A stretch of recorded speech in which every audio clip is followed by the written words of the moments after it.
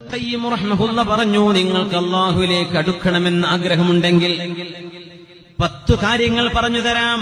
ആദ്യത്തേത് ഖിറാഅത്തുൽ ഖുർആനി ബിത്തദബ്ബുർ. അല്ലാഹുവിന്റെ വചനങ്ങൾ അർത്ഥമറിഞ്ഞുകൊണ്ടൊന്ന് പഠിക്കാൻ സമയം കണ്ടെത്തണം.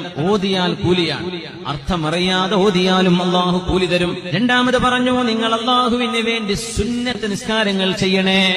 ഫർള് മാത്രം പോരാ, സുന്നത്ത് നിസ്കരിക്കണം. മൂന്നാമത്തേത് അല്ലാഹുവിനെ കുറിച്ചുള്ള ദിക്ർ വേണം, നാവിലെ ദിക്ർ വേണം. നാലാമത്തേത് അല്ലാഹുവിന്റെ സ്നേഹമാണ് നമ്മുടെ എല്ലാ സ്നേഹത്തെക്കാളും മുന്നിൽ വെക്കേണ്ടത്.